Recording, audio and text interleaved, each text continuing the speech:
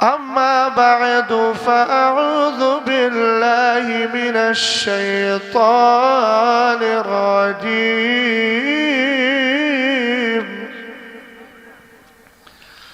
بسم الله الرحمن الرحيم.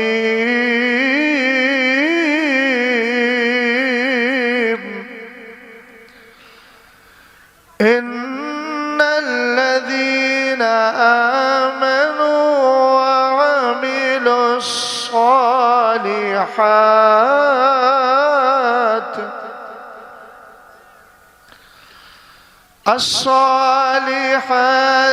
سيجعل لهم الرحمن ودا.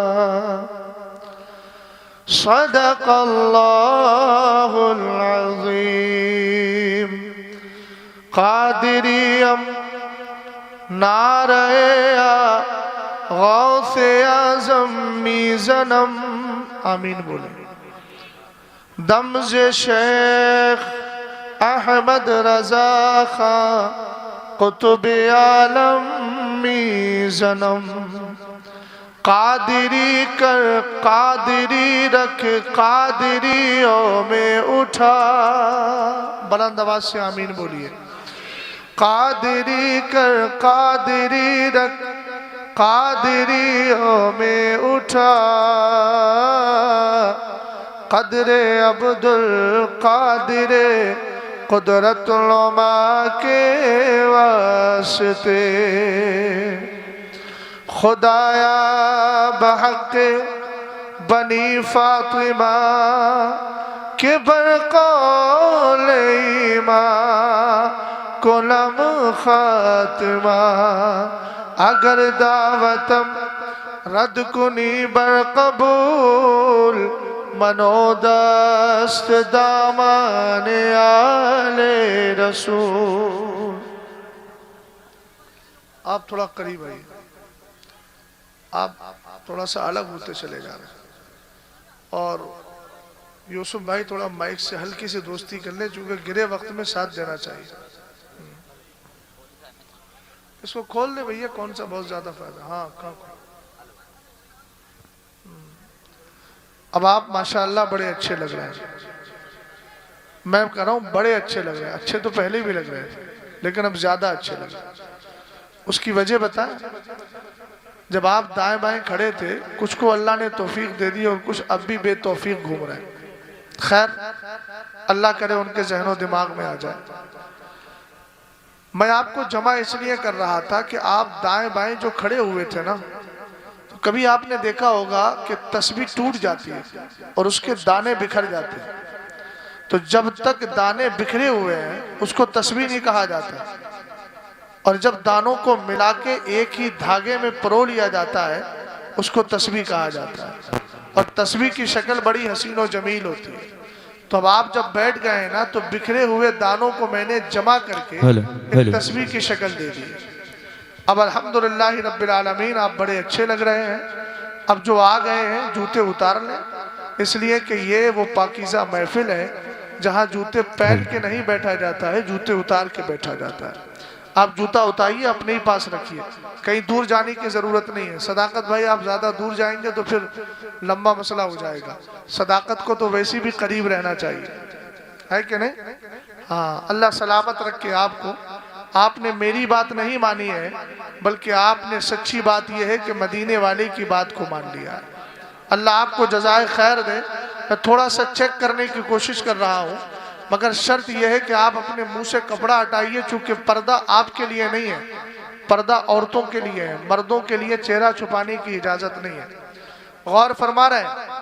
ایک شعر پڑھ کے دیکھوں تاکہ تگڑی کے شعر بیدار ہو جائے. کیا خیال ہے نیتا جی, کیا خیال ہے؟ آپ سے تو بڑے گہرے تعلقات ہیں پرانے ماشاءاللہ. اور یہاں بہت سارے افراد ہیں جو مجھے جانتے ہیں لیکن رشتے کے اعتبار سے مجھے پہچانتا ہوگا. لیکن اس وقت ہمیں خاندانی دنیاوی رشتہ نہیں دیکھنا ہے, مصطفیٰ کی محبت کا رشتہ دیکھنا ہے. بے خود تھوڑا سا یہ کو بڑھا دیجیے. بے خود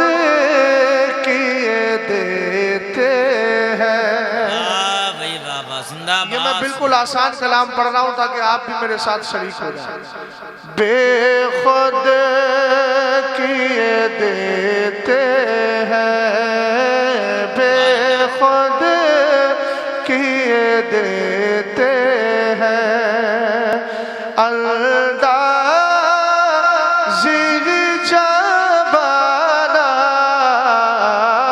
बेखुद किए देते हैं, बेखुद किए देते हैं, अंदाज़ी जबाना।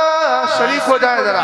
बेखुद किए देते हैं, अंदाज़ी जबाना।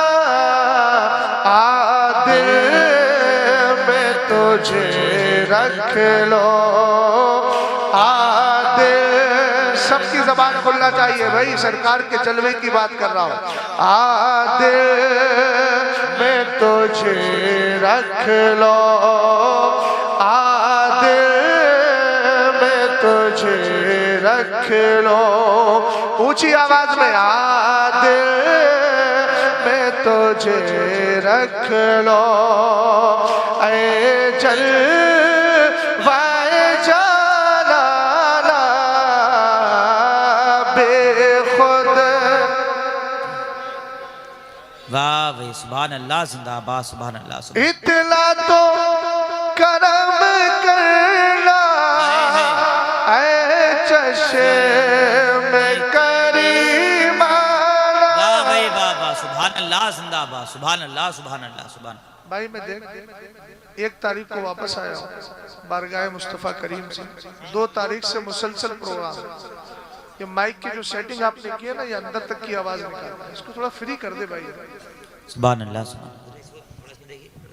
जितना साउंड सिस्टम आपके पास है ना, अगर इतना साउंड सिस्टम किसी और के पास होता तो इसमें बहुत ज्यादा कमाल पैदा कर देता हूँ। आवाज खींच रहा है, मतलब क्या है इतने सामान का। असल में हम लोगों को तकरीबन 8-10 साल का तजर्बा हो गया है। खुतबा पढ़ने में समझ लेते हैं कि माइक की कंडीशन क्या है। समझ में आई बात आपकी? इसलिए भाई थोड़ा फ्री करिए, थोड़ा ठीक बोल रहा है उसके मुकाबले। इतना तो करम करना ऐ चश्मे करीमाना,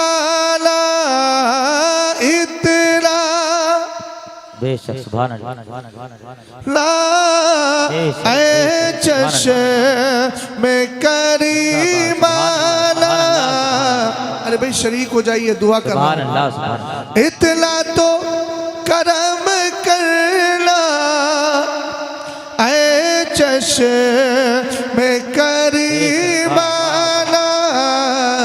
जब जाने लबों पर हो, जब जाने लबों।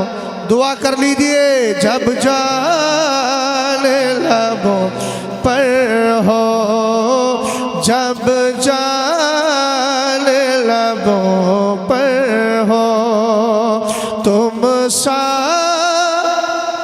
वाह भाई, नारे तकबीर, नारे रिसालत, नारे गौसियत, उर्से मुबारक, नारे तकबीर, मुनाजिर अहले सुन्नत।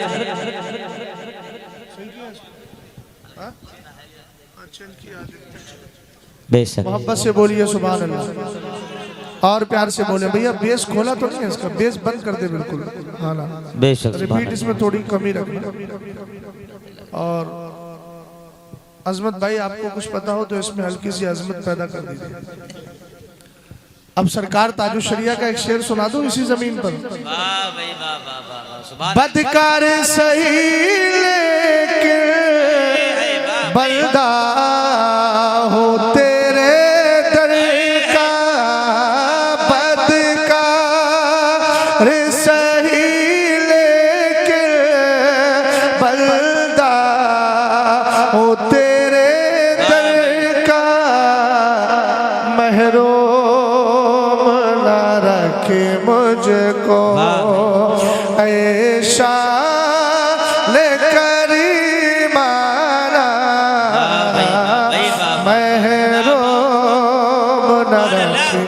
मुझको।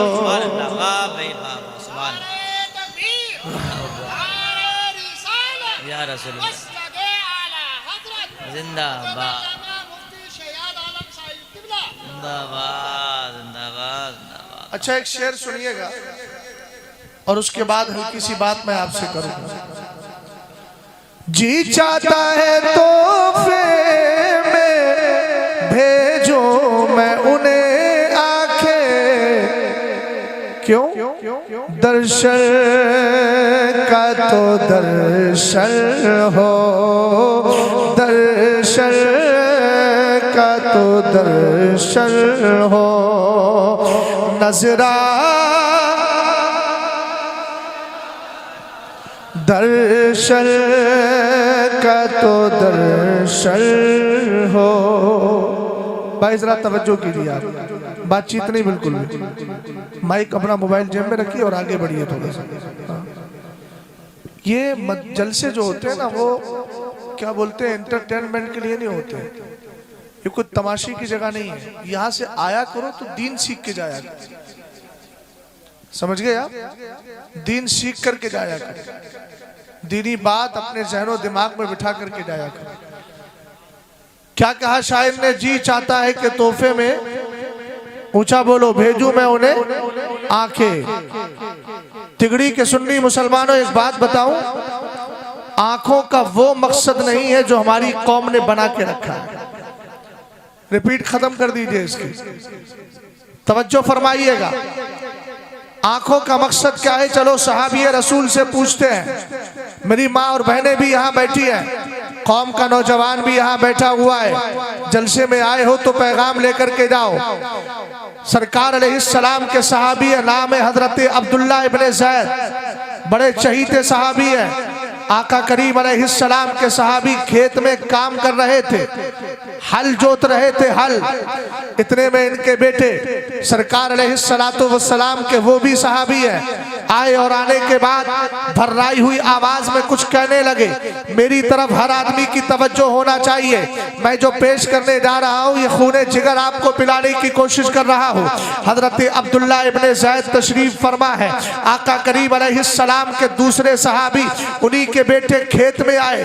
भर्राई हुई आवाज है, आंखों में आंसू आ रहे हैं। कहने लगे बेटा क्या हो गया? कहते हैं अब्बा जान, आज मदीने के ताजदार का इंतकाल हो गया है। हमारा बाप चला जाए कितना कम होता है, औलाद चली जाए कितना कम होता है, लेकिन जिस दिन रसूल पाक का इंतकाल हुआ था, सहाबा के कलेजों से पूछो, सहाबा के दिल से पूछो, जिन्होंने अपनी जानों को कुर्बान करना, सरकार अलैहिस्सलाम के कदमों में अपने सरों को पेश करना, यह अपने सबसे बड़ा मकसद बना लिया था। आज वही नबी बरहक जाहिरी तौर पर दुनिया से तशरीफ लेकर के जा रहे हैं। हजरत अब्दुल्ला इब्ने ज़ैद ने जब इतना जुमला सुना, अब जरा गौर फरमाइएगा, जब आपने इतना जुमला सुना आंखों में आंसू आ गए। खेत में खड़े हुए हैं, अपने हाथों को रब की बारगाह में उठाया और उठाकर अर्ज करते हैं, मौला ये आंखें तूने मुझे अता फरमाई है, ये आंखें तेरी अमानत है, इसमें तूने रोशनी दी है, ये तेरी अमानत है। पाक परवरदिगार, मेरे जिस्म का एक एक हिस्सा तेरी अमानत है, मगर अपने जिस्म के इस कीमती हिस्से को यानी आंखों को मौला अब मैं तेरे हवाले करना चाहता हूँ। अब अल्लाह के हवाले किया जाए। मिसाल के तौर पर कोई ये कहे अल्लाह मैं अपने आप को तेरे हवाले करना चाहता हूँ, तो मतलब क्या होगा? उसका इंतकाल हो जाएगा। अल्लाह मैं अपनी जान को तेरे हवाले करना चाहता हूँ, मतलब है मुझे दुनिया से उठा ले। आज हजरत अब्दुल्ला इब्ने ज़ैद ने अल्लाह की बारगाह में दुआ की है, ये अल्लाह ये आंखें तेरे हवाले कर रहा हूँ। मतलब ये था, ए मौला अब मैं बीना नहीं नाबीना रहना चाहता हूँ, अब अखियारा नहीं, अब मैं अपनी आंखों की बीनाई को तेरे हवाले करना चाहता हूँ। सहाबी रसूल थे, दुआ फौरन कबूल हो जाती है। खेत ही के अंदर खड़े थे, आंखों की रोशनी खत्म हो गई, अब बीना नहीं रहे, लाबीना हो गए। अब तक देख पा रहे थे, अब देखने के काबिल नहीं है कोई तिगड़ी के अंदर ऐसा मुसलमान जो नमाजें पढ़ के ये दुआ करे अल्लाह मुझे अंधा कर दे? कोई नहीं करता। हम तो आंखों को बचाने की बात करते हैं, टीवियां देखकर अपनी जिंदगी को बर्बाद करने वालों, रात में नरम गरम बिस्तरों पे पड़ के मोबाइल की स्क्रीन पर गंदी गंदी तस्वीरें देखने वालों, कभी सोच तो लिया होता ये आंखें अल्लाह ने दी किस लिए है, तुम दुनिया में आए किस लिए हो। हजारों पिक्चरें अपने मोबाइलों में रखकर अपने आप पर फख्र करने वालों, तुमने अपनी जिंदगी को तबाह कर लिया है, लेकिन तुम्हें एहसास नहीं हो रहा है। ये जो आज खड़े हैं ना रोडों पर, इनसे शिकवा इसलिए नहीं है क्योंकि शैतान ने इनके ज़हनो दिमाग पर पूरा कब्जा किया है, वरना आप जानते हैं नबी अलैहिस्सलाम के नाम पर मुझ जैसा आदमी नहीं, अगर हजरत जनाबी यूसुफ जैसा आदमी सिर्फ एक आवाज लगा दे, होना तो ये चाहिए था कि सब बीच में आकर के बैठ जाते। आपने उस तारीख को नहीं पढ़ा जब मेरे नबी ने ऐलान किया था, ऐ मेरे सहाबा जंग उहद के अंदर चलना है, तो एक ऐसी जात भी तो आई थी जिसको जमाना हजरत हंजला कहता है, जिसकी आज भी शादी हुई है, शादी जिसकी पहले दिन हुई हो, पहली रात हो, आका करीम अलैहिस्सलाम का नाम सुना था, बीवी से कहा था अगरचे तुम्हारे हुकूक बहुत ज्यादा है, लेकिन तुमसे ज्यादा इज्जत मेरी नजर में अगर किसी की है तो उसी को जमाना मोहम्मद अरबी कहता है। नारे तकबीर, नारे रिसाला, नारे गौसियत, अज़मते मुस्तफा, नारे तकबीर। भाई इसको सादा कर दे, बिल्कुल रिपीट खत्म कर दे इसके। हाँ बिल्कुल सादा कर दे, अब तकरीर करना है, तवज्जो है आपकी, बस आवाज थोड़ी सी बढ़ सकती है तो बढ़ा दो। वही हजरत हंजला रज़ी अल्लाह ताला अन्हु, जिनका आलम यह है कि पहली रात है, शादी का पहला दिन है, लेकिन हुजूर के नाम की बात आ गई ना तो फिर हमारी जाने कुछ नहीं। कुरान खुद कहता है अन नबिय्यु औला बिल मोमिनीन मिन अनफुसिहिम, ईमान वालों तुम्हारी जानों के तुमसे भी ज्यादा हकदार मेरे नबी हैं। यहां तो कोई जान की बात थोड़ी की जा रही है, जलसा तुम्हारा है। अल्हम्दुलिल्लाह रब्बिल आलमीन, मैं फख्र के तौर पर नहीं, अल्लाह की तहदीस नेमत के तौर पे कह रहा हूं। ये हमारे दूर के मेहमान हैं, बहुत दूर से आए अजमत भाई, इनकी डायरी चेक कीजिए, 2025 तक की तारीखें होंगी। मेरे पास आ जाइए, मैं आपको 2025 में मई तक की तारीखें दिखा दूंगा। अल्हम्दुलिल्लाह रब्बिल आलमीन। मगर याद रखिएगा, हमें दिल में एक तमन्ना ये रहती है कि जब कहीं जा रहे हैं तो कुछ देर बैठकर यार की बातें कर ली जाए, वरना अगर सुनाने की बात है तो कहीं भी हम रोड पर बैठकर सुनाएंगे, फरिश्ते तो खुद चले आएंगे। तुम्हारे आने की हमें कोई शिकवा नहीं, कोई ज़रूरत भी नहीं है, इसलिए कि जिस महफिल में आप बैठे हो ना, यहाँ तो फरिश्तों की जमात भी आती है। तवज्जो फरमाइएगा, अभी उस वाक़ये को स्टॉप करके इस मजमे की और इसकी अहमियत को बता दूँ ज़रा। मेरी माँ बहनें भी यहाँ बैठी है, तवज्जो फरमाना। सरकार अलैहिस्सलाम ने इरशाद फरमाया, इन्ना लिल्लाहि सय्यारतम मिनल मलाइका यतलबूना हिलकत ज़िक्री फ़इज़ा अतौ अलैहिम हफ़ू बिहिम सुम्मा बासू क़ाइदहुम इलस समाई इला रब्बिल इज़्ज़ा फ़यक़ूलूना या रब्बना इन्ना अतैना अला इबादिम मिन इबादिका युअज़्ज़िमूना आलाका व यतलूना किताबका व युसल्लूना अला नबिय्यिका। बोलो सल्लल्लाहु तआला अलैहि वसल्लम। फ़यक़ूलुल्लाहु अज़्ज़ा व जल्ला गश्शूहुम रहमती फ़यक़ूलूना या रब्बना इन्ना फ़ीहिम फ़ुलानन अल-ख़त्ता फ़यक़ूलु अज़्ज़ा व जल्ला गश्शूहुम रहमती फ़हुमुल जुलसाउ ला यश्क़ा बिहिम जलीसुहुम। ज़रा मोहब्बत से बोलिए सुभान अल्लाह। यूसुफ भाई थोड़ा सा हाथ में ले लीजिए ताकि इससे रिश्ता आपका मजबूत रहे और मेरे लिए थोड़ी सी सपोर्ट हो जाएगी। तवज्जो फरमाइएगा, आका करीम इरशाद फरमाते हैं, अल्लाह के फरिश्तों की एक जमात है। जमातें तो बड़ी अलग अलग है, बहुत सारी जमातें हैं। एक जमात वो भी है जो तुम्हारे हमारे साथ रहती है, एक जमात वो भी है जो सरकार की बारगाह में सुबह आती है और शाम आती है। 70,000 सुबह आते हैं, 70,000 शाम आते हैं। लेकिन मैं जिस जमात की बात कर रहा हूँ, ये जमात वो है जिसकी सिर्फ इतनी जिम्मेदारी है कि तुम्हें चक्कर लगाना है, तुम्हें घूमना है, तुम्हें जाना है। सरकार कहाँ जाती है? मेरे नबी ने फरमाया, ये पूरी फरिश्तों की जमात चक्कर लगाती रहती है। कभी तिगड़ी में चली गई है, कभी बहेड़ी की सरजमीन पर है, कभी शहर मोहब्बत मरकज़े अहले सुन्नत बरेली में है, कभी आपके अहरों की तरफ चली गई, कभी शीशगढ़ का रुख कर लिया है। सरकार ये घूम करके करती क्या है? हम अगर घूमते हैं, ठेकेदार है तो लकड़ी तलाश कर रहा है, अगर दुकानदार है तो सामान बांट रहा है। ये फरिश्ते घूम कर क्या करते हैं? अगले जुमले पर आपकी सदा बुलंद होना चाहिए।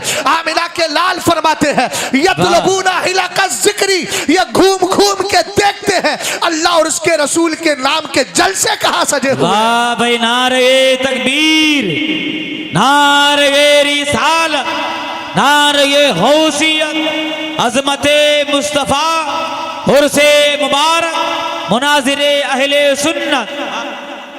जलसों को तमाशे बनाने वालों, मैं उनसे कह रहा हूं जो तमाशे बना रहे हैं, और ये तमाशे से ज्यादा कुछ नहीं है। थोड़ी देर सुन लिया, फिर घूम आए, इधर देखा उधर खड़े हो गए। अरे ये तमाशे नहीं हो रहे हैं, ये सरकार की महफिल है। ये तुम्हारी कम नसीबी है कि तुम पास नहीं आ रहे हो। ये फरिश्ते हैं जो अल्लाह के रसूल का जिक्र सुनने के लिए चले आते हैं। बोलो आला हजरत को कौन कौन मानता है? आराम से बैठ जाइए, उकरू होकर के मत बैठिए, आराम से बैठिए, काय अपने आप को परेशानी में डाल रहे हैं। गौर फरमाइएगा, आला हजरत को कौन कौन मानता है? सब मानते हैं। और मैं एक जुमला बोलता हूं, पठान हो तो बरेली जैसा पठान हो। बेशक। ये भी क्या है कि सिर्फ नाम के पठान है, बाकी कामों का हाल देखो। यूं तो मिर्जा, यूं तो सैयद भी हो, मिर्जा भी हो, अफगान भी हो। ये बताओ कि जरा तुम मुसलमान भी हो। बेशक। हम कौन है? हम पठान है। हम कौन है? हम मिर्जा है। मैंने कहा अगर पठान बनने का शौक और हो पठान, तो जरा इमाम अहमद रजा खान जैसा पठान बन के दिखाओ ना, जिसका आलम यह है सरकार अलैहिस्सलाम की बारगाह में 24 घंटे में 2 घंटे सोते हैं और 22 घंटे मुस्तफ़ा के दर की गुलामी कर रहे हैं। हमारा हाल तो यह है, हम 15-15 घंटे सोते हैं और जो बाकी वक्त मिलता है तो मोबाइल में बर्बाद होता है। चौराहों पर बैठकर एक दूसरे के खिलाफ प्लानिंग होती है। हमने एक सबसे बड़ी मुसीबत जो हमारी बस्तियों में आ गई है, मैं अपने गांव शमील सारे गांवों की बात कर रहा हूं, वो है इलेक्शन की बीमारी, जिसने कौम को बांट के रख दिया है, जिसने रिश्तों में खटास डाल दी है, जिसने खानदान खानदान को दुश्मन कर दिया है। ऐसी सियासत को पैर की ठोकरों पे मारो और सरकार के नाम पे सब मुत्तहिद हो जाओ, और जो काम तुम्हारी आखिरत के लिए बेहतर हो, अगर कोई गांव का आदमी उसके बीच में आड़े आता हो, उसको साइड कीजिए और कहना हमने दुनियादार की गुलामी नहीं करना है, मदीने के ताजदार की गुलामी करना है। जिंदाबाद जिंदाबाद, सुभान अल्लाह सुभान अल्लाह सुभान। बेशक बेशक। सरकार ने इरशाद फरमाया फरिश्ते आते हैं और आने के बाद क्या करते हैं? तलाश करते हैं। क्या तलाश करते हैं? अल्लाह और उसके रसूल की के जिक्र की महफिलें कहाँ सजी हुई है। सुभान अल्लाह तो बोलिए यार, सुभान अल्लाह सुभान। हाँ, गौर फरमाइए। एक हदीस पढ़ देता हूँ, फिर देखता हूँ कौन सर हिलाएगा, कौन सुभान अल्लाह बोलेगा। सरकार अलैहिस्सलाम फरमाते हैं, मन काला सुभान अल्लाहि व बिहम्दी गुरिसत लहू नखलतुन फिल जन्ना। जो सुभान अल्लाह अल्हम्दुलिल्लाह बोल देता है, भैया इधर देखो जरा, भूल जाओगे फिर। जो सुभान अल्लाह अल्हम्दुलिल्लाह बोल देता है, पहले बोल तो सही भाई, सुभान अल्लाह अल्हम्दुलिल्लाह बोल तो सही, तभी तो फजीलत बताऊंगा। बोलो बुलंद आवाज से सुभान अल्लाह, सुभान अल्लाह सुभान। अब बोलो अल्हम्दुलिल्लाह, अल्हम्दुलिल्लाह, फिर बोलिए सुभान अल्लाह, सुभान अल्लाह, एक बार फिर बोले अल्हम्दुलिल्लाह, अल्हम्दुलिल्लाह, फिर बोलिए सुभान अल्लाह, सुभान अल्लाह, फिर बोले अल्हम्दुलिल्लाह। आप कहेंगे मौलाना जबरदस्ती, मैंने कहा जबरदस्ती में जुर्म थोड़ी करवा रहा हूँ, सवाब ही का तो काम करवा रहा हूँ। अगर मैं 100 बार भी बुलवाऊं तो अच्छी बात है, इसलिए कि मुझे मालूम है मेरी कौम के ये वही लोग हैं जो शादियों में पैसा दे के डीजे बजवा के गुनाह पैसों से खरीदते हैं। मैंने भी सोचा है जबरदस्ती इनसे नेकियां करवा लो, फ्री में नेकियां ही मिल जाए। मिशन अच्छा है ना मेरा, इस मिशन में सबको शरीक होना है इंशाअल्लाहुर रहमान है भी। और सुनिए, सरकार अलैहिस्सलाम ने फरमाया, मेरी माँ बहनें भी यहाँ बैठी हैं, बच्चा बिगड़ गया है, हालात खराब है, क्या करूं? मौलाना साहब तावीज़ कर दीजिए। मैंने कहा एक बात याद रखिएगा, आप सबसे बड़ा तावीज़ तो आप खुद हैं। अपने बच्चे को वही कल्चर दीजिए, वही तहजीब दीजिए। क्यों आप नमाजें छोड़ती है? नमाज मत छोड़िए, खुद पढ़िए। और अपनी बेटी से भी कहिए, अगर से पढ़ना नहीं जानती है, बिटिया मुसल्ला बिछाओ, मेरे साथ तुम भी नमाज पढ़ो। वो बच्चे की आदत बन जाती है। जैसा घर में कल्चर होता है, जैसी तहजीब होती है। और ये बड़े बड़े टीवी और VCR घरों में लगाकर देखने वालों, खुदा के बंदो थोड़ी देर तो शर्मो हया कर लिया करो। तुम्हारे बराबर में नौजवान बच्ची बैठी है, तुम्हारी बच्ची 16-17 साल की हो गई है, अब तुम उसको गंदी तस्वीरें दिखा रहे हो। फिर ये ख्याल करते हो कि मेरी बेटी कनीज़े फातिमा होकर के जाए, मेरी बेटी राबिया बसरिया का अक्स मुबारक हो। ये ख्याल छोड़ दीजिए। जिन घरों के अंदर कनीज़े फातिमा पैदा होती है, उन घरों के अंदर पहले हजरत फातिमा फातिमा की सच्ची कनीज़ें माओ की शक्ल में मौजूद होती है। पहले माँ तो ऐसी हो तभी तो बेटी ऐसी होगी, पहले माँ के अंदर तकवा हो तभी तो औलाद में तकवा होगा। आप फजर के बाद सोते रहे फिर सोचे कि मेरा बेटा मुत्तकी हो जाए, हाशा वकल्ला, कभी ऐसा हो ही नहीं सकता। जब अजान का वक्त आ जाए, मुअज्जिन अजान दे रहा हो, आप अपने घर से उठिए, अपने बिस्तर से उठिए, अपनी बीवी को उठाइए अगर इस हालत में है कि नमाज पढ़ सके, अपनी बेटी को उठाइए, शरई मसाइल भी जानिए, अपने बेटे को उठाइए और कहो बेटा मैं भी नमाज पढ़ने जा रहा हूं, तुम भी नमाज पढ़ो, ताकि हमारे घर के अंदर जब रहमत बांटने वाले, रिज्क तकसीम करने वाले, रोटी देने वाले सुबह के वक्त फरिश्ते आए तो हमें बेनमाजी न पाए, बल्कि नमाज की आलम में देखे और हमारे घर में बरकत वाली रोजी दे करके चले जाए। नारे तकबीर, नारे रिसालत, नारे गौसियत, वाह भाई वाह, सुभान अल्लाह। सुनो, मेरे सरकार ने इरशाद फरमाया वो आकर तलाश करते हैं कि अल्लाह और उसके रसूल के जिक्र की महफिलें कहाँ सजी हुई हैं। और आला हजरत का एक जुमला दे दूं, मेरे इमाम ने इरशाद फरमाया, क्या जबरदस्त पठान है, अकीदे का इतना मजबूत, मैं तो मालिक ही कहूंगा। नहीं समझे मेरे अंदाज को, समझ तो जाओ यार, मैं तुम्हारे ही इलाके का हूं, तुम्हारा अपना हूं, मैं तो मालिक ही कहूंगा। इसको कहते हैं पक्का अकीदा। अबे तू सऊदी से रिटर्न होके आया है, तू मुझे क्या लेना देना, मैं तो मालिक ही कहूंगा।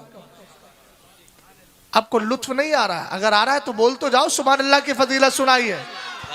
सरकार अलैहिस्सलाम ने फरमाया, जो सुभान अल्लाह अल्हम्दुलिल्लाह बोल देता है उसके नाम का खजूर का दरख्त जन्नत में लगा दिया जाता है। सुभान अल्लाह। और एक बात याद रखिएगा, ये गांव के बागात नहीं है कि जिसमें 100-200 पेड़ हो, 400 पेड़ हो, उसके बाद जमीन खत्म हो गई, पेड़ लगाएं कहा। मैंने कहा ये अल्लाह की जन्नत है, देने वाला भी रब है। बेशक। समझ गए आप? हाँ, तवज्जो फरमाइएगा, जरा गौर कीजिएगा। सरवरे कायनात सल्लल्लाहु ताला अलैहि वसल्लम ने फरमाया, फरिश्ते तलाश करते हैं अल्लाह और उसके रसूल के जिक्र की महफिलें कहाँ सजी है। इसीलिए तो मेरे इमाम अहले सुन्नत आला हजरत फाजले बरेलवी इरशाद फरमाते हैं, लोगों जब हुजूर की महफिल सजी होती है, फरिश्ते एक दूसरे को इनविटेशन दावत देते हैं और कहते हैं, फरिश्तों जा कहाँ रहे हो, तुम्हारा मकसद कहीं और नहीं, मुस्तफ़ा की महफिल पाक में हासिल होगा। अब घूमने वालों से पूछो, तुम्हारा मकसद गली कूचों में हासिल होगा या सरकार की महफिल में हासिल होगा? जब बेगुनाह मासूम फरिश्तों को मकसद यहां मिल रहा है तो तुम्हें कहीं और मकसद मिलने वाला नहीं। समझ गए? अगला जुमला सुनो, जब उनको महफिल मिल जाती है जलसे जुलूस की, अल्लाह की बारगाह में उन फरिश्तों का एक लीडर होता है, कायद रहनुमा, वो जाता है रब की बारगाह में जाके अर्ज करता है, बातचीत बिल्कुल नहीं, अर्ज करता है, कहता है, इन्ना अतैना अला इबादिम मिन इबादिका, ए अल्लाह हम तेरे बंदों के पास आए, सबके पास नहीं, कुछ के पास आए। पता चल गया कि जलसे में बैठने वाले सब नहीं होते हैं, कुछ ही हुआ करते हैं।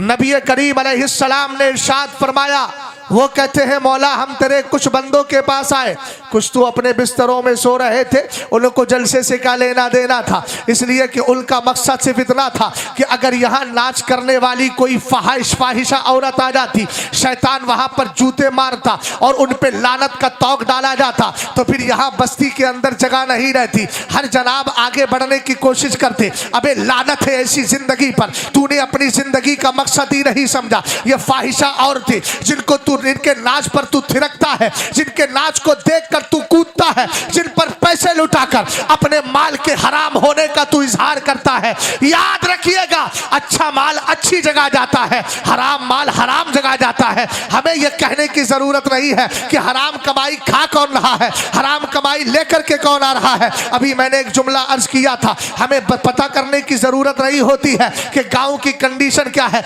जलसे में बैठने वालों की कैफियत बता देती है कि यहाँ इनके दिलों में कितनी ईमान का जज्बा है, कितनी इनके अंदर तकवा और परहेजगारी है। ये खुद देख करके पता चल जाता है। इसी तरीके से अगर आपको ये पता करना हो कि किसका माल हलाल का है किसका हराम का है तो आपको टोह में जाने की जरूरत नहीं है। आप बस इतना गौर कीजिएगा, खामोशी के साथ लड़िए भी नहीं, किसी से कुछ बोलिए नहीं, बस ये चेक कीजिए इसका माल खर्च कहाँ हो रहा है। अगर शराब में खर्च होता है समझ जाइएगा हराम कमाता है, अगर जुए में उड़ा रहा है समझ जाइएगा हराम कमाता है, अगर अय्याशी करता है समझ जाइएगा हराम कमा रहा है, रक्कासा औरतों पे लुटाता है समझ जाइएगा हराम कमा रहा है, हराम तरीके से किसी औरत के साथ ताल्लुक है अगर उसको पैसे दे रहा है समझ जाइएगा हराम कमा रहा है। लेकिन अगर उसका पैसा जलसे में खर्च हो रहा हो, मस्जिद के अंदर खर्च होता हो, गरीबों की इमदाद के लिए होता हो, बारगाह गौसियत में जाता हो, गरीबों की मदद के लिए होता हो, तो फिर किसी से पूछने की जरूरत नहीं है।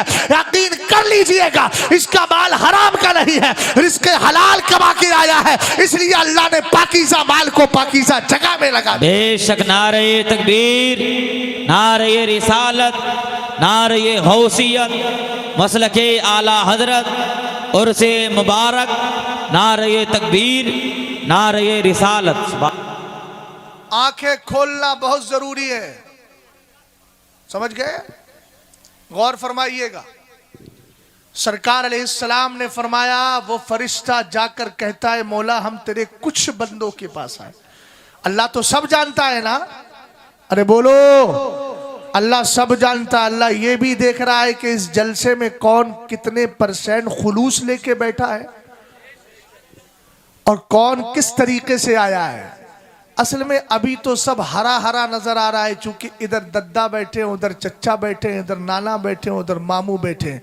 लेकिन उस रात की तन्हाई को याद कर, जब तू कब्र में तन्हा होगा तो फिर तुझे जलसे याद आएंगे। काश मैंने बैठकर किसी आलिम की थोड़ी देर गुफ्तगू सुन ली होती और मेरे कानों ने कारे खैर सुना होता, तो आज कान की तरफ से आने वाला अदाब का फरिश्ता ना आता, बल्कि कान से जो मैंने अच्छी चीज सुनी थी वो चीज आकर के रुक जाती और कहती अजाब के फरिश्ते हट जा, इस कान से इसने मदीने वाले का तस्करा सुना है।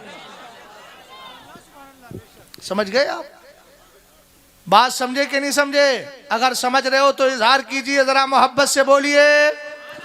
सरकार अलैहिस्सलाम ने इरशाद फरमाया, रब की बारगाह में जाके अर्ज करता है मौला इन्ना अतैना अला इबादिम मिन इबादिका युअज़्ज़िमूना अलाका, कहते हैं पाक परवरदिगार हम तेरे बंदों के पास आए तो हमने उन बंदों को 3 कामों में देखा। पहला काम क्या कर रहे थे? कहते हैं पाक परवरदिगार हमने देखा वो सब बैठकर तेरी नेमतों के चर्चे कर रहे थे। मोहब्बत से बोलिए, मैंने हदीस सुना दी है, अब मुझे बार बार कहने के लिए डिस्टर्ब मत कीजिएगा, बार बार मुझे कहना ना पड़े, आप समझ जाइएगा। होशियार आदमी है, इशारा आपके लिए, अक्लमंद के लिए इशारा काफी होता है। मदीने के ताजदार ने इरशाद फरमाया, वो कहते हैं ए पाक परवरदिगार वो बैठकर तेरे रब की बैठकर तेरी अजमतों के चर्चे कर रहे थे, तेरी नेमत के चर्चे कर रहे थे। दूसरा काम क्या कर रहे थे? ए पाक परवरदिगार वो सब बैठकर तेरे मुकद्दस कुरान की तिलावत कर रहे थे। मैंने कुरान पढ़ा है और भी कुरान की आयतें पढ़ूंगा, और अगला जुमला सुनिएगा, वयुसल्लूना अला नबी का, ए पाक परवरदिगार हमने देखा वो सब बैठकर तेरे नबी पे दुरूद पढ़ रहे थे। वाह वाह वाह, सुभान अल्लाह, जिंदाबाद, सुभान अल्लाह। नारे तकबीर, नारे रिसालत, बस लगे आला हजरत, मुनाजिरे अहले सुन्नत, जिंदाबाद जिंदाबाद। क्या कर रहे थे? दुरूद पढ़ रहे थे। पहले पढ़ तो लो, सल्लल्लाहु ताला अलैहि वसल्लम, ऊंची आवाज में पढ़ो, सल्लल्लाहु ताला अलैहि वसल्लम, इतनी आवाज में कि कम से कम पास वाला कयामत के दिन तुम्हारे पढ़े हुए दुरूद का गवाह बन जाए। बोलो सल्लल्लाहु ताला अलैहि वसल्लम। अब अल्लाह की रहमत जोश में आती है। अल्लाह फरमाता है जितने बैठे हैं ना सबको मेरी रहमत में छुपा लो। बेशक, सुभान अल्लाह, सुभान अल्लाह। अल्लाह फरमाता है जितने बैठे हैं सबको मेरी रहमत में छुपा लो। रब्बे कदीर की बारगाह में फरिश्ते अर्ज करते हैं मौला छुपा तो लेते, मगर उनमें एक बहुत बड़ा मुजरिम भी बैठा हुआ है, सियाकार भी है। अल्लाह फरमाता है गश्शोहम रहमती, जब सबको छुपा रहे हो तो उस गुनाहगार को भी छुपा लो। ए मेरे मौला, उसको क्यों छुपा लिया जाए? अल्लाह फरमाता है फहुमुल जुलसाओ ला यश्का बिहिम जलीसुहुम, ये जितने बैठे हैं ना, ये बैठने वाले उन बारगाहों में बैठे हैं, मेरे वलियों की उन पाकीज़ा मकामात और बारगाहों में बैठे हैं कि उनकी बारगाहों में बैठने वाला कभी नाकामो नामुराद नहीं होता है, अपना दामन मुराद से भर करके लेकर के जाता है। जरा मोहब्बत से बोलिए सुभान अल्लाह। अब जरा आप यहाँ देखें, मैं तकरीर कर रहा हूँ, अल्लाह की नेमत का चर्चा भी हो रहा है, कुरान की आयत की तिलावत भी हो रही है, मुस्तफ़ा करीम पर दुरूद भी पढ़ा जा रहा है। मेरा विजदान बोलता है रब ने इसको कबूल फरमा लिया तो यहाँ फरिश्तों की जमात भी आ गई होगी। इस वक्त आप जितने बैठे हैं सब पर रहमत की चादर तनी है। अब अगर कोई उठ करके जाएगा तो फैसला खुद करे कि वो कहाँ से निकल करके जा रहा है, वो रहमत की चादर के नीचे से निकल करके जा रहा है। इसलिए मुझे उससे कोई शिकवा नहीं है, अलबत्ता उसकी फिक्र पर मुझे अफसोस जरूर होगा। आका करीम अलैहिस्सलाम ने फरमाया बैठने वाले लाकामो नामुराद नहीं होते हैं। इतना पाकीज़ा जलसा है ये। अब चलिए आगे बढ़ते हैं। हजरत अब्दुल्ला इब्ने ज़ैद ने खेत में खड़े होकर के अपने हाथों को उठाया, अल्लाह की बारगाह में दुआ करते हैं, हे मेरे मौला, ये आंखें तूने मुझे दी थी, ये तेरी अमानत है। अल्लाह ये तूने मुझे दी थी, ये तेरी अमानत है, मगर अब मैं तेरी अमानत को तेरी बारगाह में वापस करना चाहता हूँ। अब मुझे ये आंखें नहीं चाहिए, अब मैं अखियारा नहीं, आंखों से बीना नहीं, लाबीना होकर जिंदगी गुजारना चाहता हूँ। किसी ने पूछ लिया, ए अब्दुल्ला इब्ने ज़ैद, जमाना तो अपनी आंखों को बचाता है, आपने आंखें आपके रब के हवाले कर दी है। मुस्तजाबुद्दावात थे। मुस्तजाबुद्दावात उस शख्स को कहा जाता है जिसकी हर दुआ अल्लाह की बारगाह में कबूल हो जाती है। आपने खेत में खड़े होकर जैसे ही दुआ की है फौरन दुआ कबूल हो गई, आंखों की रोशनी खत्म हो जाती है।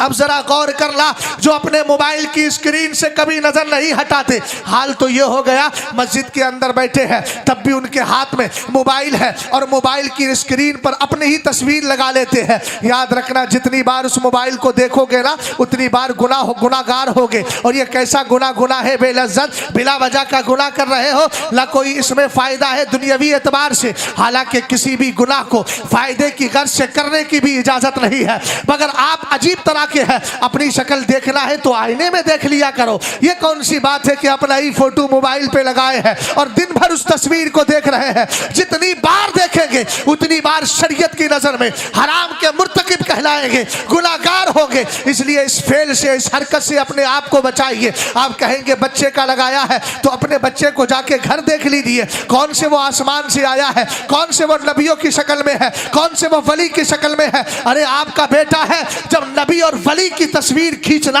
और उनकी तस्वीरें रखने की इजाजत नहीं है तो हमारे बच्चों की तस्वीरों की इजाजत कहाँ होगी। ये तो वो फेले हराम है जिससे नबियों ने भी बचाया है। सरकार अलैहिस्सलाम ने तो खाने काबा की दीवार पर जितनी भी तस्वीरें बनी हुई थी आका करीम ने अपने हाथ से खुरच के उनको खत्म कर दिया था। सरकार तस्वीरें मिटाने आए हैं, तस्वीरें बनाने नहीं आए थे। इन सारी चीजों पर जरा गौर कीजिएगा। अब जरा इधर देखे, सहाबी रसूल है, किसी ने पूछ लिया, ए सहाबी रसूल, आपने अपनी आंखों को अल्लाह के हवाले क्यों कर दिया? इसका बड़ा जुमला सुनिएगा। कहा मैंने आंखें इसलिए पाई थी ताकि जोहर में जाऊं नबी का चेहरा देखूं, असल में जाऊं सरकार को तकूं, मगरिब में जाऊं। यार सब बोले तो सही, मुर्तगी के साथ नहीं, जिंदगी के साथ बोलिए। आका करीम का चेहरा देखूं, मगरिब में सरकार को देखता था, इशा में नबी को देखता था, फजर में फिर नबी का चेहरा देख लिया करता था। कहा अब जब सरकार का चेहरा मेरी नजरों के सामने ओझल हो गया है, सरकार बज़ाहिर दुनिया से तशरीफ ले गए, तो मैं इन आंखों को रख के करूं क्या? इस राज को हमने नहीं, इमाम अहमद रजा खान के लखते जिगर मुफ्ती आदम ने समझा तो कहने लगे तुम्हें न देखूं तो किस काम की है ये आंखें कि देखने की है सारी बहार आंखों में।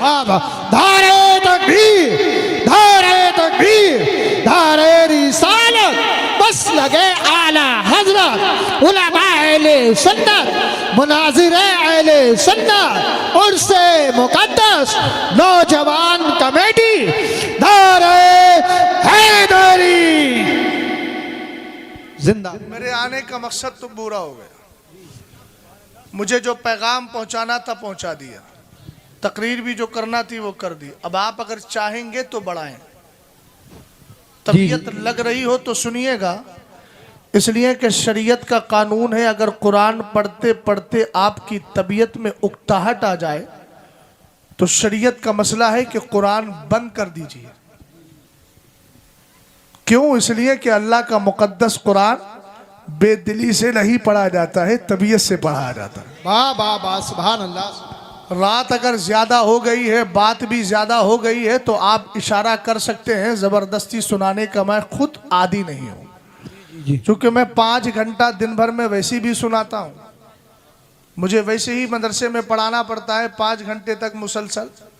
तो अगर आपकी तबीयत कर रही हो तो आगे बढ़ाऊं, वरना फिर सलाम पढ़ने में कोई देर नहीं लगेगी। जी जी। हाँ, कोई एक आदमी तर्जमानी मत कीजिएगा। देहाती जबान में एक आदमी सबका ठेकेदार ना बने, सब अपने अपने एतबार से अपने ठेकेदार बन जाएं। क्या ख्याल है?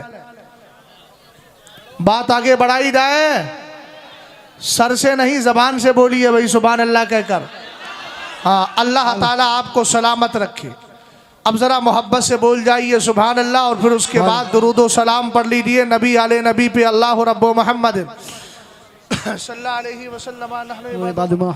अलैहि वसल्लम सलातुम व सलामन अलैका या रसूल अल्लाह सल्लल्लाहु ताला अलैहि वसल्लम। यूसुफ भाई बड़े जिम्मेदार और बेचारे बड़े मसरूफ आदमी, अगर जाना चाहे तो जा सकते हैं आप, मेरी तरफ से कोई शिकवा नहीं है।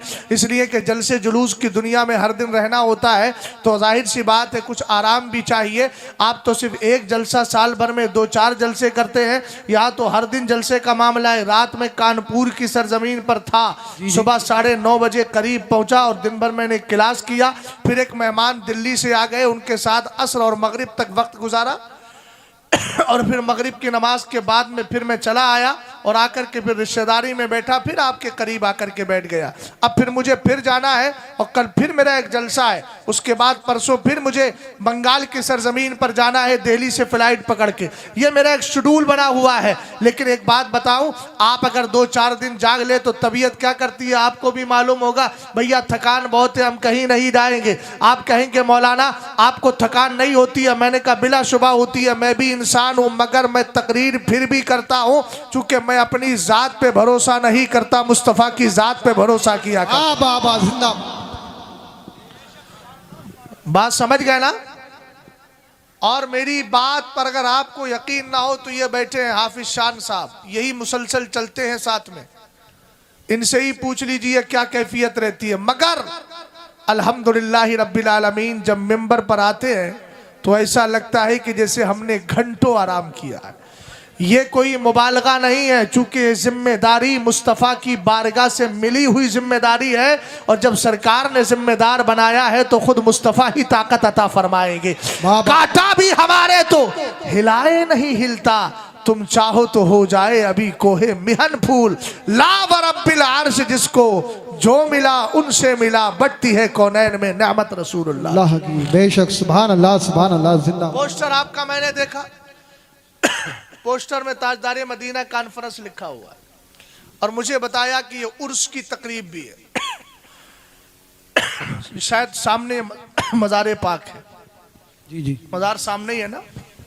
और बताया मुझे कि ये सरकार अलैहिस्सलाम के मिलाद मुस्तफ़ा के मौके पर हम लोग जलसा कराते हैं, लेकिन दोनों जलसों को हमने मिला दिया। जश्न ईद मिलादुन नबी भी है और वली का उर्स भी है। जश्न ईद मिलादुन नबी पर एक हदीस सुनाई देता हूं ताकि आने का मकसद भी हासिल हो जाए और जलसे की निस्बत भी पूरी हो जाए। हाँ बाबा सुभान अल्लाह।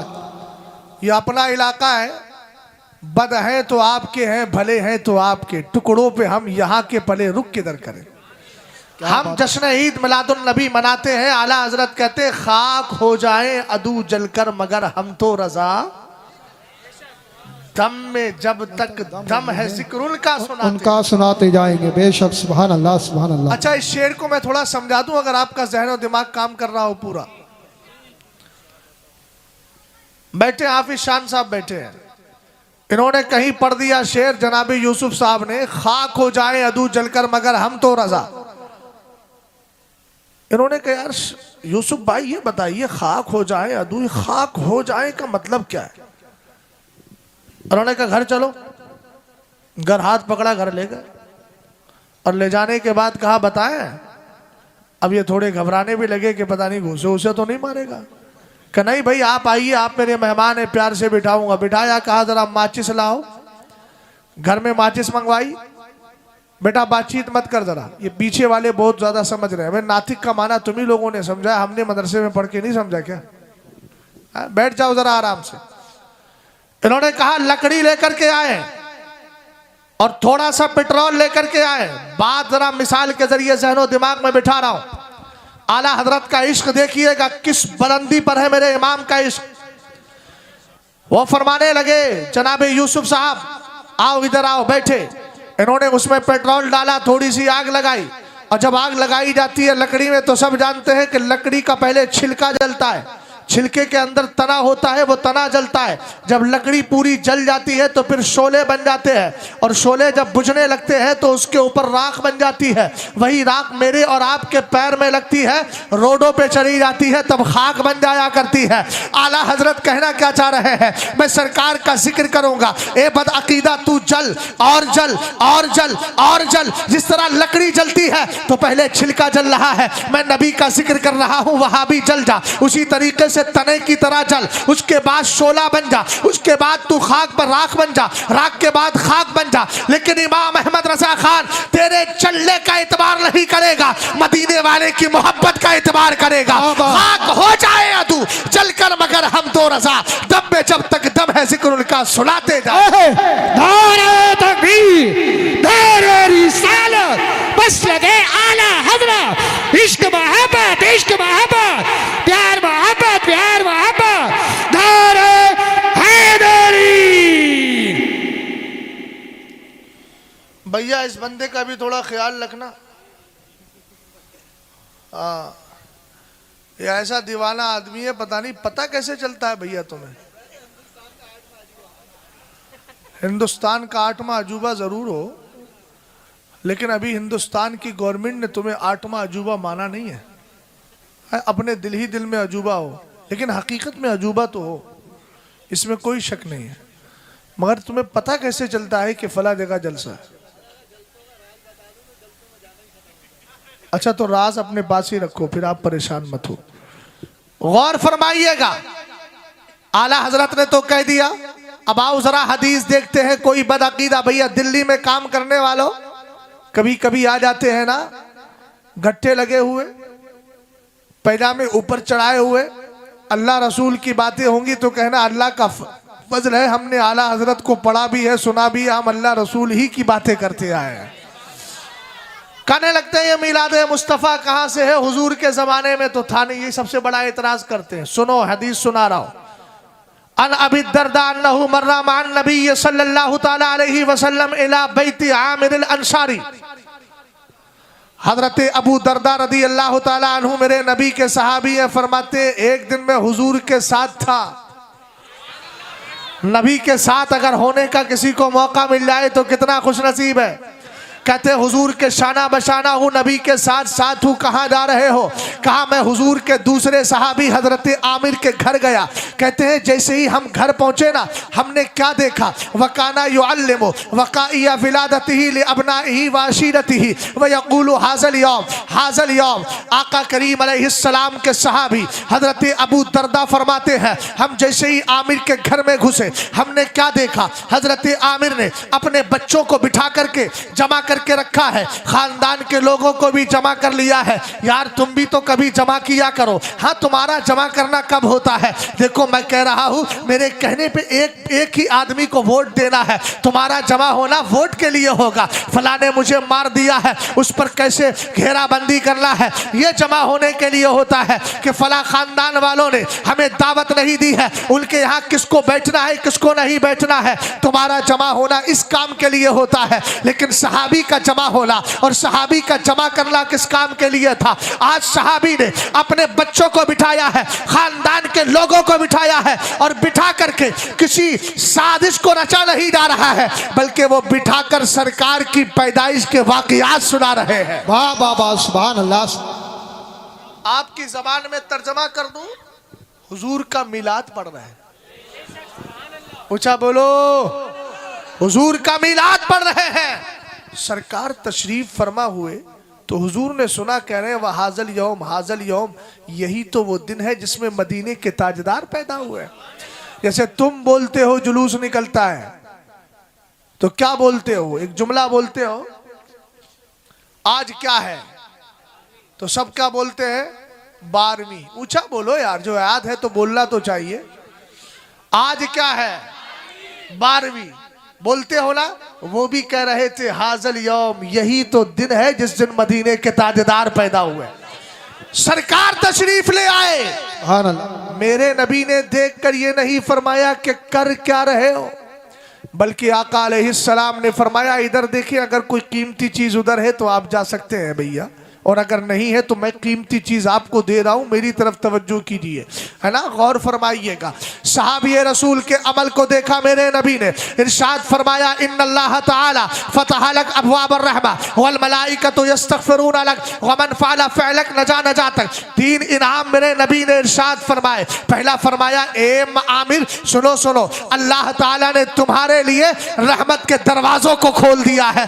कर क्या रहे थे? अरे नबी का मिलाद ही तो पढ़ रहे थे। इसका मतलब यह है मिलाद मुस्तफा पढ़ने की बुनियाद पर रहमत के दरवाजे खोल दिए जाते हैं। और आगे फरमाया, फरिश्ते तुम्हारे लिए बख्शिश की दुआएं कर रहे हैं। सुभान अल्लाह। और तीसरा जुमला फरमाया, कयामत तक जो भी तुम्हारी तरह करेगा अल्लाह उसको ऐसी ही कामयाब कर देगा जैसे अल्लाह ने तुम्हें कामयाबी अता फरमाई। बाबा सुभान अल्लाह। इसलिए जश्न ईद मिलादुल नबी का जलसा जी, जी, मनाते रहो, मगर एक गुजारिश जरूर करूंगा, एक गुजारिश जरूर करूंगा। जा सकते हो, कोई मसला नहीं, ना परेशान नहीं। मैं बहुत सुलझे हुए मिजाज का आदमी, मैं जरूरत समझता हूँ।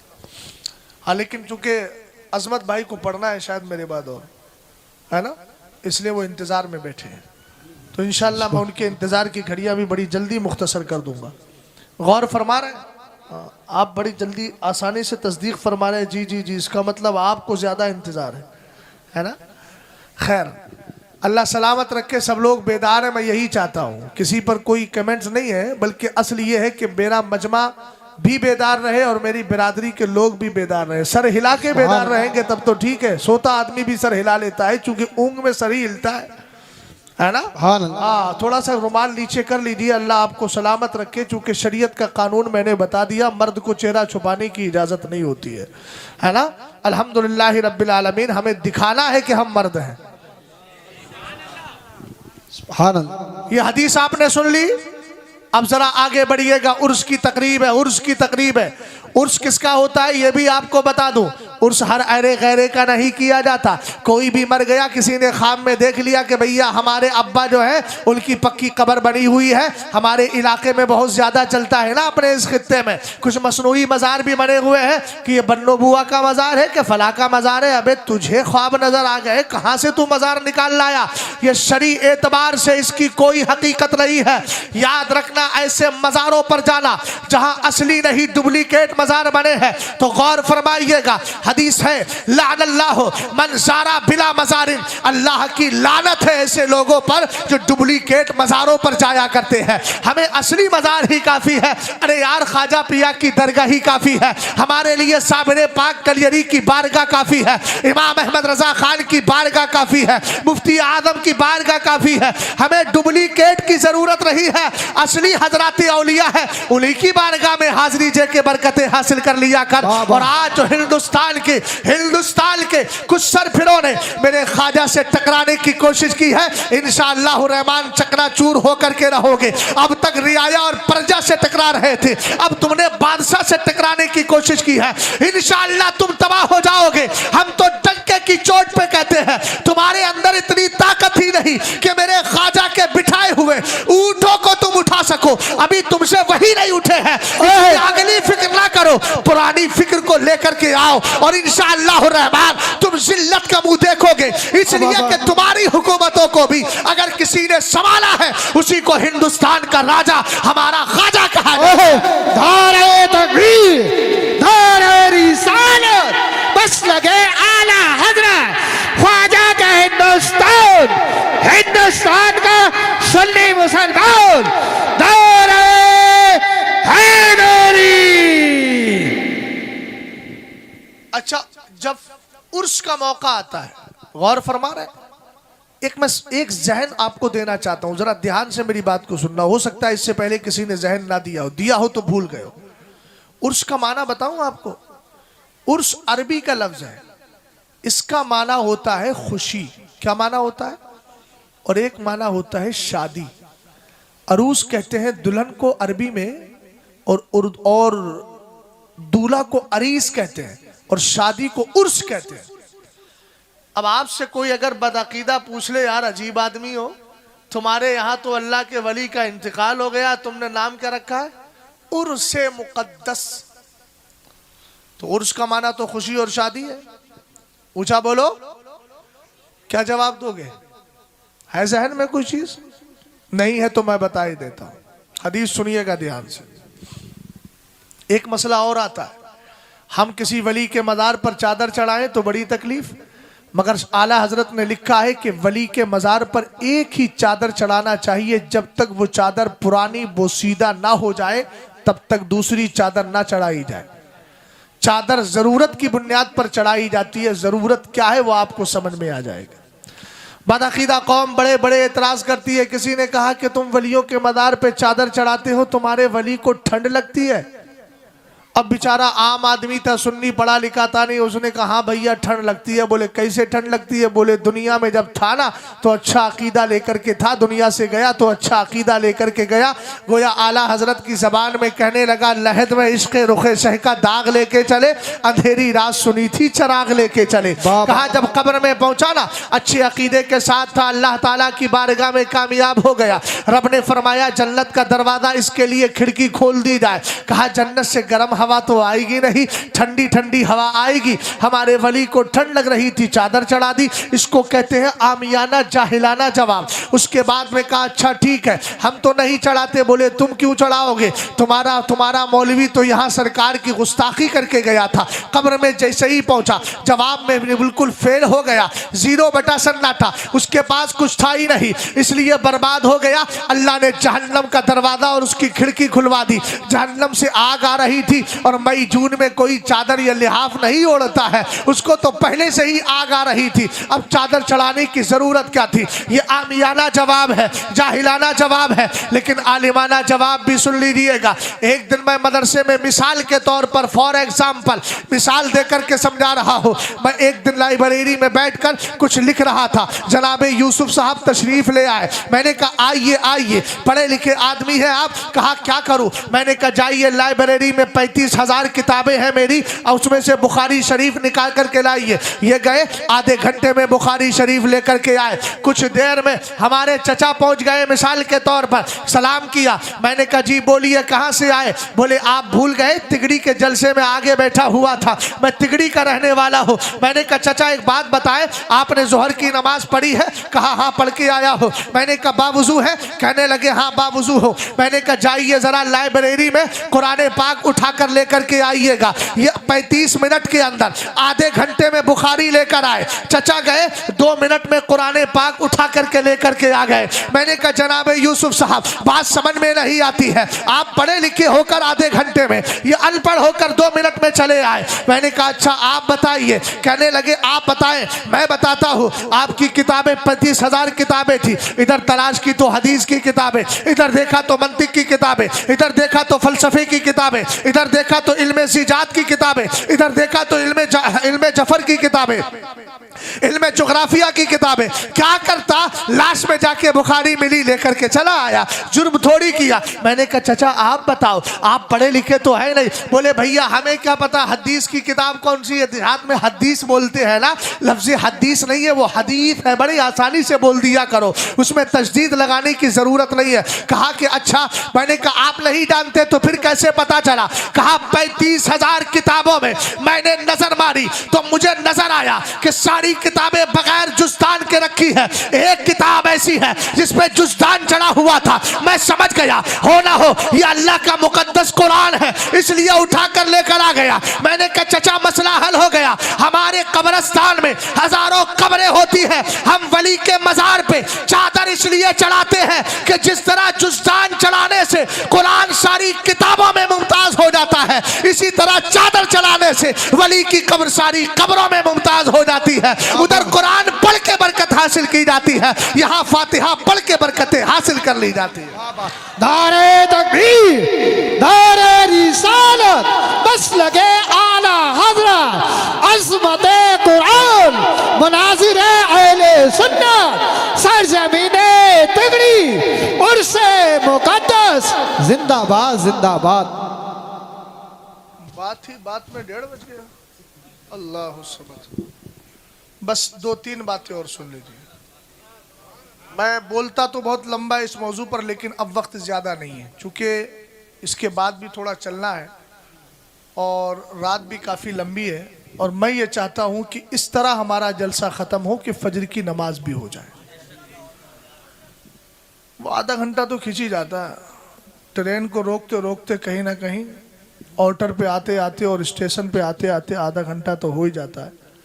लेकिन आप जानिएगा ना, वली की कद्र वली के ख़ानदान से नहीं होती है, तकवे से हुआ करती है। और वलियों के तकवे का आलम यह होता है कि हराम शुबह हराम, शुबह शुबह हराम। जरा गौर करना, आदमी ने जुए से पैसा कमाया, पक्का हराम है। एक आदमी को डाउट है कि शायद ये पैसा हराम तरीके से आए, उसको कहते हैं शुबह हराम, वो भी हराम है। और एक है शुबह शुबह हराम, हराम उसके बाद सुबह, और सुबह में भी सुबह। तो शरीयत ने कहा है हराम से बचो, सुबह हराम से बचो, लेकिन सुबह शुबह हराम से बचना ये जरूरी नहीं है, लेकिन अल्लाह वाले उससे भी बचा करते हैं। सुभान अल्लाह सुभान। आज जो हमारी कौम के अंदर एक मिजाज बन गया है, जल्दी मालदार हो जाओ। 4 लाख जमा कर लिए, सूद पर सूद, सूद पर सूद दे करके पैसा उठाता है, सूद लेता है, पैसा देता है। किसी ने सोचा यार क्या करें, दिल्ली जाके 2 महीने कमा के आ गए, अब जुआ खेल के सट्टा खेल के पैसा कमाएंगे। मेरी कौम के नौजवान जरा एक बार सोच तो लिया होता तू पैसा कमा किस तरह रहा है। कुरान ने कहा या अय्युहल्लज़ीना आमनू इन्नमल खमरु वल मैसिरु वल अंसाबु वल अज़लामु रिज्सुम मिन अमलि शैतानी फज्तनिबू लअल्लकुम तुफ्लिहून। कुरान कहता है ईमान वालों, शराब और जुआ ये शैतान के काम है, इनसे बच के रहना, इसलिए कि बच जाओगे तभी अल्लाह तुम्हें कामयाबी अता फरमा देगा। आओ हजरत अबू बकर सिद्दीक अकबर की बारगाह में चलते हैं। सैयदना अबू बकर सिद्दीक अकबर का मामला क्या था? आपका मामला यह था कि आप खलीफा बन गए थे और खिलाफत संभालने के बाद खलीफा को अथॉरिटी होती है कि वो बैतुल माल से माल लेकर के अपना खर्चा उठाए। लेकिन क्या तकवा था अबू बकर सिद्दीक अकबर यारे गारे मुस्तफ़ा का, आप फिर भी बैतुल माल से इतना सा भी माल नहीं लेते थे। आपने गुलाम खरीदा था, वो गुलाम दिन भर काम करता था, रात को उसी पैसे से, उसी माल से, उसी दिरहमो दीनार से खाना लाता था। लेकिन फिर भी अबू बकर के तकवे का आलम यह था, रात को पूछते थे गुलाम आज तुमने नौकरी कहाँ की थी, किसके यहाँ कमाने गए थे और ये खाना कैसा लेकर के आए हो? है कोई ऐसा जिगर गुर्दा रखने वाला बाप जो अपने बेटे की तनख्वाह जानता हो कि कुल 10,000 कुछ तनख्वाह है या उसकी इनकम 15,000 है, लेकिन वो गड्डियाँ ला रहा है, कोई 5,000 ला रहा है, कोई 50,000 ला रहा है, कोई 40,000 ला रहा है।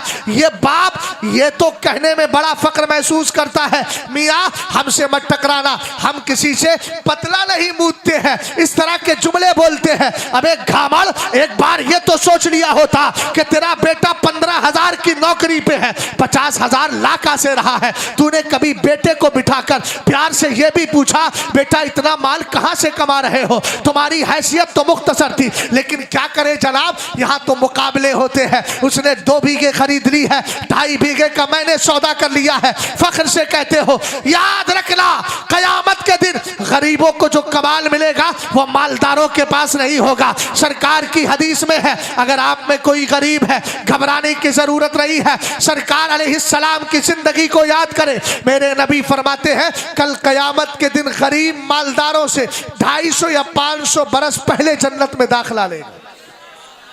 बाबा सुभान अल्लाह। पहले मेंबर की तवज्जो चाहूंगा, मैं दिल से बोल रहा हूँ। दाएं बाएं आपकी तवज्जो होती है ना तो ये उसी चेहरों को नजर देखते हैं। सुभान अल्लाह सुभान। अगर आपको लग रहा है कि वक्त ज्यादा हो गया तो आप कह सकते हैं, है ना, मैं बस बोल रहा था जो फरमाइश थी उसको पूरा कर देता हूँ। हजरत अबू बकर सिद्दीक अकबर की बारगाह में एक दिन खाना लाया। हजरत ने फरमाया कहाँ से लाए हो? हाँ चाचा आप बैठे रहिए आराम से, जिसको जाना है जाने दीजिए, हाँ कोई मसला नहीं है। यहाँ कोई गिनतियाँ थोड़ी लगाना है कि इसके 5 वोट उधर आ गए 4 वोट उधर। जिसको जाना है जाए, आप में से भी कोई जा सकता है चला जाए, लेकिन इतना याद रखिएगा आप जा कहाँ से रहे वो आप खुद सोचिएगा, गौर फरमाना। हजरत अबू बकर सिद्दीक अकबर रदी अल्लाह ताला अन्हु ने कहा कहाँ से लाए हो? कहने लगा सरकार अब तो मैं मुसलमान हूँ, पहले मैं काफिर था, और जब मैं काफिर था तो झाड़ फूक करता था।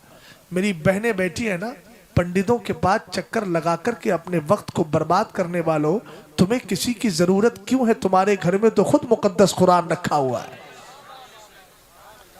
सिफली कर दिया है, काला हो गया है, काला जादू काला जादू काला जादू वही काटेगा। अबे जालिम, तुझे इतना तो मालूम होना चाहिए कि कल तक तू शिफा का सबब था, आज तुझे दूसरों की जरूरत पड़ रही है। किस फिक्र ने हमें बर्बाद कर दिया? हम कहां थे कहां आ गए? हम तो आसमान की बुलंदियों पर थे, अब जमीन की पस्तियों में घुसे चले आ रहे हैं। लेकिन वजह यही है, हमने तकवे को छोड़ा है, कुरान की तिलावत को छोड़ा है। मोबाइल की स्क्रीन पर नजर जमाने वालों, अगर मैं आपका हाथ पकड़ के इतना ही पूछ लूं आप दिन भर में कितनी तिलावत करते हैं कुरान की, तो आप कहेंगे नहीं हम तो नहीं कर पाते। यार फिर जिंदगी किस काम की है? आपने अल्लाह के मुकद्दस कुरान को घर में छुपा करके रख दिया है, उस पर खाक और धूल लगी रहती है, महीनों महीनों आप तिलावत नहीं करते हैं। उस घरों में बरकतें कैसे आएंगी? अबू बकर सिद्दीक अकबर से कहता है आका उस वक्त मैं कमाता, उस वक्त मैं झाड़ फूक करता था और कुफरिया शिरकिया जुमलों के साथ करता था। कहा फिर बता? कहा हुजूर एक बंदे का मैंने काम किया, वक्ती तौर पे फायदा मिल गया, मैंने उससे कहा मेरा माल दे, उसने माल नहीं दिया। आज जब मैं जा रहा था उस पर मार, मेरा माल उस वक्त का उधार था। सरकार मैंने आज उससे कहा, उसको देखा तो उसके घर में खाना बन रहा था, मैंने कहा ला मेरा माल दे, उसने कहा माल तो अब भी नहीं है, अलबत्ता थोड़ा सा खाना है, तू खाना उसके बदले में ले जा सकता है। हजरत अब सुनना जरा गौर से, जुए और सट्टा खाने वाले, सूद की तरफ माइल होने वाले, डक्केमारी करने वाले, दलाली में नाजायज तरीके से कमाने वाले, जरा इस बात पर तवज्जो करेंगे, माल कमाना कोई कमाल की बात नहीं है, माल को जायज तरीके से कमा लेना यह सबसे बड़े कमाल की बात होती है। आका करीम अलैहिस्सलाम के सहाबी अबू बकर सिद्दीक अकबर ने कहा अच्छा यह उसी का खाना है। आपने क्या किया था? जब उसने खाना लाके रखा, आप खिलाफत की बात सोच रहे थे, एक लुकमा उठा के आपने खा लिया था। फिर उसने कहा हुजूर हर दिन पूछते थे आज नहीं पूछा। कहा बता तो सही। तब ये वाकया उसने बताया। जैसे ही वाकया सुना अबू बकर सिद्दीक अकबर का चेहरा जर्द पड़ जाता है, अपनी उंगलियों को अपने हलक में डालते हैं और पलटी करने लगते हैं, कै करने लगते हैं। लेकिन एक लुकमा था, इतने बड़े पेट में एक लुकमा निकल के कैसे आए? आपकी आंखें उबल पड़ी, आपकी नसें फूल जाती है, करीब था कि गले के अंदर गले के अंदर आपकी आवाज फंस जाए। किसी ने मशवरा दिया सरकार ऐसा ना करो, आप एक बर्तन में पानी लीजिए, पानी पीजिए, उसके बाद उंगली डालिए, पानी के सहारे से पेट भर जाएगा, कै हो जाएगी, वो लुकमा भी निकल के बाहर आ जाएगा। अबू बकर सिद्दीक अकबर ने मशवरे पर अमल किया, उसके बाद उंगली डाली, लुकमा बाहर आ गया। किसी ने पूछ लिया अबू बकर सिद्दीक अकबर एक ही लुकमा तो खाया था, हजारों जुए के खाने वाला, हजारों सूद से कमाने वाला, हजारों झूठ बोलकर कमाने वाला, कम से कम गौर तो कर। अबू बकर सिद्दीक अकबर ने जब इतना जुमला सुना कि एक ही लुकमा खाया था, आप कर क्या रहे हैं? अबू बकर सिद्दीक अकबर फिर जलाल में आते हैं, कहते हैं ज़बान बंद कर। समय तो रसूलुल्लाह सल्लल्लाहु अलैहि वसल्लम यकूल इन्नल्लाह तआला हर्रमल जन्नत अला कुल्ले जसदिन गुज़िया बिहरामिन। कहा तू एक लुकमे की बात करता है? मैंने अपने कानों से सरकार को फरमाते हुए सुना है अल्लाह ने उस जिस्म पर जन्नत को हराम कर दिया है जिसमें एक भी ग़िज़ा, एक भी लुकमा हराम का पहुंच गया हो। 2-2 गज जमीन पे लड़के मेंढे काटने वाले, कम से कम इतना तो समझ ले कि कयामत के दिन रब की बारगाह में जाके जवाब देंगे क्या? और सुनो, शराब और नशे को करीब करने वालों, अपना हाल भी एक बार जान के जाना, ताकि कयामत के दिन हमसे कोई सवाल ना हो कि तुमने बताया क्यों नहीं। सरकार ने इरशाद फरमाया जो शराब पीता है, अब शराब में नशा भी आता है, गंजेड़ी, सुल्फा, ड्रग्स, सारी चीजें नशे में आती है। नहूसत वाली है वो जात जो अल्लाह के जिक्र से खुद को गाफिल कर ले, और शराबी अपने आप को अल्लाह के जिक्र से गाफिल करता है कि नहीं? नशा करने वाला करता है कि नहीं? जल्दी बोलो, करता है ना? सरकार अलैहिस्सलाम ने फरमाया किसी ने एक बार शराब पी, गौर करना जरा, रोड के पार जो खड़े हैं वो भी कान से सुने मेरी बात को और ध्यान से सुने। फरमाया किसी ने एक बार शराब पी, अल्लाह ने तौफीक दी, उसने अगर एक बार शराब पीता है 40 दिन तक उसकी फजर की नमाज कबूल नहीं होती। सरकार ने इरशाद फरमाया फिर अगर उसको तौफीक मिल जाए वो तौबा कर ले तो अल्लाह उसकी तौबा कबूल कर लेता है। लेकिन तौबा करने के बाद फिर शराब की तरफ गया, फिर 40 दिन तक नमाज कबूल नहीं फजर की, फिर उसके बाद तौबा करेगा, अल्लाह फिर कबूल फरमा लेगा। तीसरी बार फिर उसने शराब पी, सरकार फरमाते फिर तौबा की, अल्लाह कबूल फरमा लेगा। चौथी बार जब वो शराब पीता है, अब अगर तौबा करता है, अल्लाह तौबा कबूल नहीं फरमाएगा, इसलिए कि उसको तौबा नहीं कहा जाता, उसको मजाक और ठट्ठा कहा जाता है। शराब पीता है तौबा, शराब पीता है तौबा, शराब पीता है तौबा। सरकार ने इरशाद फरमाया अब उसकी तौबा कबूल नहीं होगी, फिर क्या होगा? सरकार ने फरमाया सकाहुल्लाहु तबारक व तआला मिन नहरिल खिबाल, क़यामत के दिन अल्लाह उसको नहरे खिबाल से पिलाएगा। पूछा हुजूर नहरे खिबाल क्या है?